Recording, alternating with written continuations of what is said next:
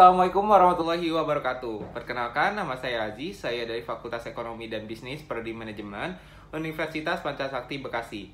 Pada kesempatan kali ini, saya ingin mempresentasikan hasil tugas saya dalam memenuhi nilai ujian tengah semester 3 yang dalam mata kuliah perpajakan yang diampu oleh Bapak Rahmat Pramukti SEMSI. Pada kesempatan kali ini, saya ingin memaparkan materi-materi dan juga pertanyaan-pertanyaan dan juga soal esai yang telah diberikan, maka saya ingin menjawabnya di slide berikutnya. Semoga materi ini bermanfaat dan juga audiens yang melihat video ini terbantu dengan jawaban yang saya berikan. Terima kasih. Selanjutnya, fungsi pajak bagi kita sebagai wajib pajak atau masyarakat. Sebagai warga negara, kita tidak akan terlepas dari yang namanya membayar pajak, mulai dari berkendaraan motor, tanah, dan bangunan, hingga barang yang dibeli itu semua tergolong dalam kewajiban pajak. Bentuk pajak memang bermacam-macam dan mungkin akan terkesan membebani. Namun jangan salah, pajak ini mampu membawa dampak yang besar bagi masyarakat dan juga negara loh. Pada dasarnya, pajak lebih dari sekedar kewajiban yang harus dipenuhi. Di setiap pajak yang kita bayarkan memiliki fungsi dari manfaat yang besar bagi masyarakat dan juga negara. Hadirnya infrastruktur jalan dan bangunan yang memadai, taman kota, lapangan pekerjaan, hingga fasilitas pendidikan dan kesehatan yang dikelola oleh negara adalah bentuk dari penyaluran pajak yang kita bayarkan. Pajak menjadi salah satu sumber pendapatan negara yang digunakan untuk pembangunan maupun untuk keperluan negara lainnya. Agar lebih jelas, berikut adalah beberapa fungsi utama dari pajak. Yang pertama adalah fungsi anggaran. Pajak berperan sebagai sumber anggaran atau tabungan melalui anggaran pendapatan belanja negara atau bisa disebut dengan APBN untuk melaksanakan program pembangunan yang dilakukan oleh negara. Kedua, fungsi mengatur. Pajak berperan sebagai alat untuk mencapai tujuan negara seperti pertumbuhan ekonomi negara. Fungsi stabilitas. Pajak berperan sebagai penyeimbangan situasi perekonomian negara. Dengan semakin banyaknya penerimaan negara, maka akan semakin stabil juga perekonomian negara. Kestabilan perekonomian dapat dilihat dari peningkatan roda ekonomi masyarakat. Fungsi redistribusi pendapatan. Pajak berfungsi sebagai alat untuk memakmurkan masyarakat, contohnya dengan menambahkan lapangan pekerjaan baru. Intinya, pajak tersebut akan kembali lagi kepada masyarakat yang membayar dalam bentuk yang bisa dimanfaatkan oleh banyak orang. Tugas kita sebagai wajib pajak adalah dengan taat untuk membayar pajak. Tapi, memang apa manfaat yang bisa dirasakan oleh masyarakat dengan dana pajak yang terkumpul? Kalian yang suka pergi keluar pasti akan melewati jalan aspal yang ramai dilalui banyak orang. Lalu ketika melewatinya di malam hari terdapat penerangan lampu di berbagai titik. Itulah bentuk pajak yang bakal sering kalian pergunakan. Tidak hanya jalan, berbagai bangunan penting juga dibangun menggunakan dana pajak seperti rumah sakit, sekolah, jembatan, dan juga perumahan. Ini membuat akses masyarakat atas kesehatan, pendidikan, dan juga transportasi semakin luas. Jika ditanya tentang pandangan tentang pajak, pemerintah harus konsisten fokus ke wajib pajak yang selama ini diketahui belum patuh dalam kewajiban perpajakannya. Dari data yang dimiliki, pencairan penerimaan dari pajak diharapkan bisa fokus ke wajib pajak yang sudah dijelaskan, diketahui dan tidak patuh dan fokus kepada yang nilainya besar, sehingga nantinya tidak mengganggu UKM yang sedang mau tumbuh atau bahkan pengusaha e-commerce yang juga sedang tumbuh. Pemungutan pajak di Indonesia mengalami banyak permasalahan, antara lain disebabkan kelemahannya regulasi di bidang perpajakan itu sendiri, kekurangannya sosialisasi, tingkat kesadaran, pengetahuan dan tingkat ekonomi yang rendah, database yang belum lengkap dan juga akurat, lemahnya penegakan hukum berupa pengawasan dan juga pemberian sanksi yang belum konsisten dan juga tegas.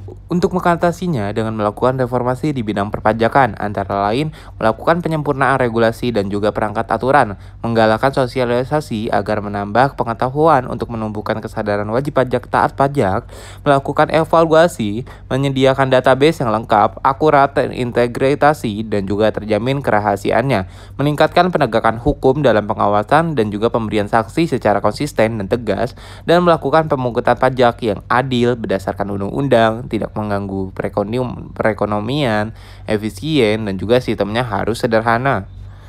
Untuk meningkatkan kesadaran masyarakat mengenai pentingnya pajak, baik dari segi pemungutan, maka perlu diadakan edukasi mengenai pentingnya pajak serta dilakukan sosialisasi secara terus-menerus, baik melakukan media cetak maupun media elektronik. Masyarakat harus mengetahui bahwa pajak yang dibayarkan langsung masuk ke kas negara dan dipergunakan negara untuk kepentingan umum, pembangunan, dan juga pembiayaan penyelenggaraan negara. Selain itu, masyarakat juga perlu diberi kewenangan untuk mengawasi pajak yang telah diberikan.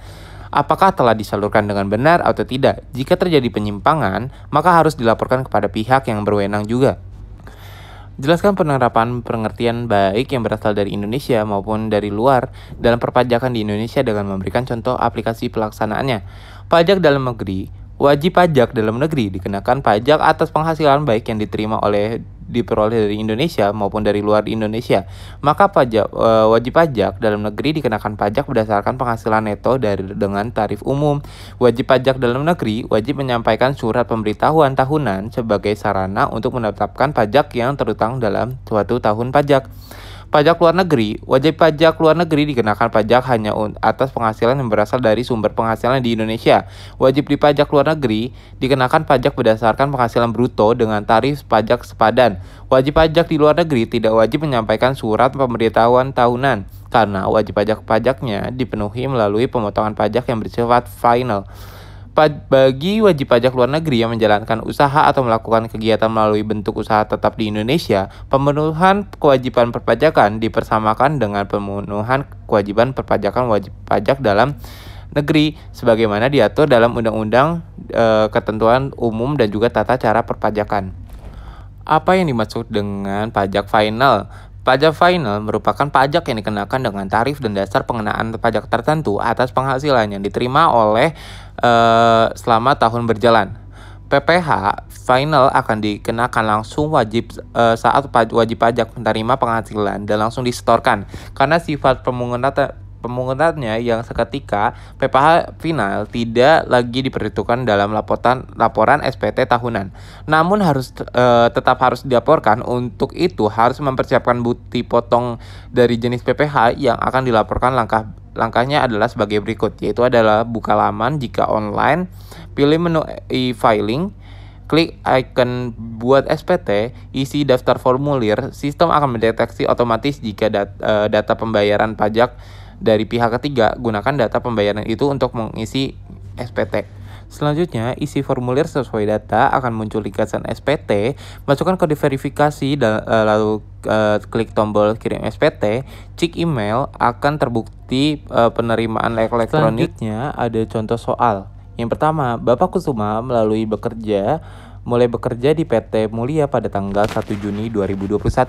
Gajinya belum berubah dari mulai bekerja sampai sekarang. Berikut adalah komponen gaji yang diterimanya setiap bulan. Gaji pokoknya 22 juta, premi jam sostek dibayar perusahaan 500.000, iuran pensiun dibayar perusahaan 600.000, iuran pensiun yang dibayar oleh Bapak Kusuma. Bapak Kusuma telah menikah, istrinya bekerja di tempat lain, jumlah anaknya 4. Sebagai seorang manajer, Bapak Kusuma mendapatkan uang tunjangan pembelian mobil senilai 7 juta rupiah dan tunjangan pembelian rumah sebesar 6 juta juga setiap bulannya. Selain itu, Bapak Kusuma juga mendapatkan fasilitas 1 buah BlackBerry senilai 5 juta rupiah untuk menunjang komunikasi beserta biaya langganan yang dibayarkan oleh perusahaan. Untuk tagihan bulan Desember yaitu ada 500.000 pada bulan Desember. Bapak Kusuma menerima bonus juga senilai 50 juta. Diminta untuk hitunglah jumlah PPh 21 yang harus dipotong perusahaan atas gaji dan juga bonus yang dibayarkan kepada Bapak Kusuma di bulan Desember 2010. Hitunglah PPh 21 yang dipotong dari honor yang diterima Intan, Tita, dan juga Pak Hermawan. Hitunglah PPh 26 yang dipotong dari honor yang diterima Mr. Smith. Bisa dilihat dari tabel sebelah, yaitu ada perhitungan PPh 21 di atas gaji. Gaji pokoknya itu adalah 22 juta, tunjangan mobil 7 juta, tunjangan rumah 6 juta, dan juga premi jam sostek dibayar perusahaan 500.000. Dan untuk penghasilan brutonya adalah 35.500.000. Untuk pengurangannya ada biaya jabatan 5% dikali 22 juta atau maksimal 500.000. Jadi bisa dilihat dari lapisan per gaji adalah 500.000, iuran pensiunan dibayar sendiri yaitu ada 400.000, dan totalnya itu adalah 900. Untuk penghasilan neto per bulannya adalah penghasilan bruto 35.500 dikurangi 900.000 dari biaya jabatan dan juga iuran pensiunan yang dibayar sendiri.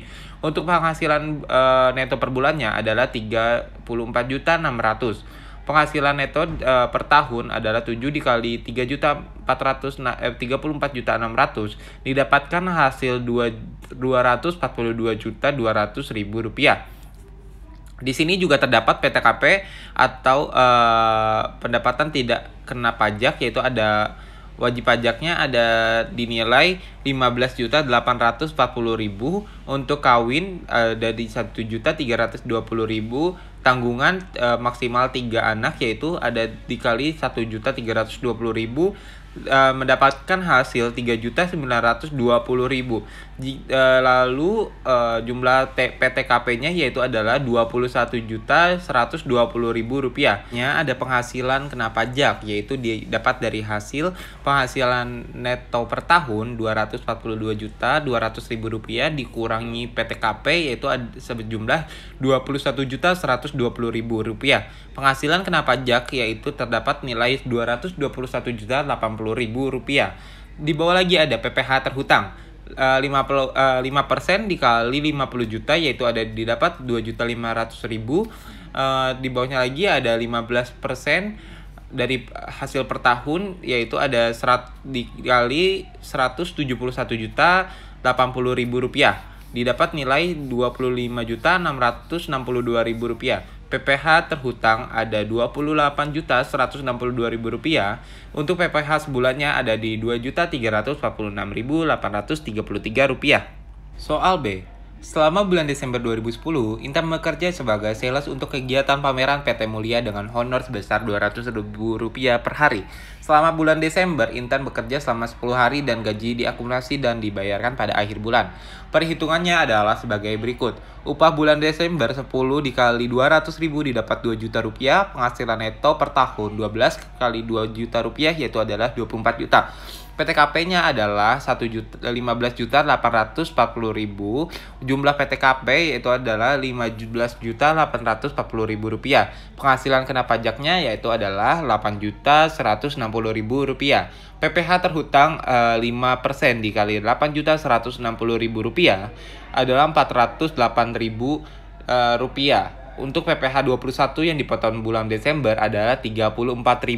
Soal selanjutnya, Tita diminta untuk membantu mengerjakan dekorasi untuk kegiatan pameran dengan upah borongan sebesar 1 juta rupiah yang diselesaikan dalam 4 hari kerja. Upah borongan sehari itu adalah 1 juta dibagi 4 hari sama dengan 250.000. Upah sehari di atas 150 yaitu adalah batas PKP yaitu 150.000. PKP-nya adalah 100.000. Upah borongan terhutang pajak adalah 4 dikali 100.000 adalah 400.000. PPh 21 terhutang adalah 5% dikali 400.000 yaitu adalah 20.000. Selanjutnya, Mr. Smith bekerja sebagai konsultan perusahaan selama 3 minggu di bulan Desember dengan gaji 3.000 USD. Kurs yang berlaku adalah 9.000 per 1 USD. Mr. Smith menikah dan memiliki 2 orang anak. PPh pasal 26 terhutang adalah 20% dikali 3.000 US dollar dikali 9.000 per USD yaitu adalah 5.400.000. Dan untuk soal selanjutnya adalah hitunglah PPh 26 yang dipotong dari honor yang diterima Mr. Smith. 5% dikali 50% dikali dengan 15 juta. Didapatkan hasil adalah 375.000. Sekian presentasi dari saya. Mohon maaf jika ada kekurangan dan juga kesalahan dalam penyampaian materi. Wassalamualaikum.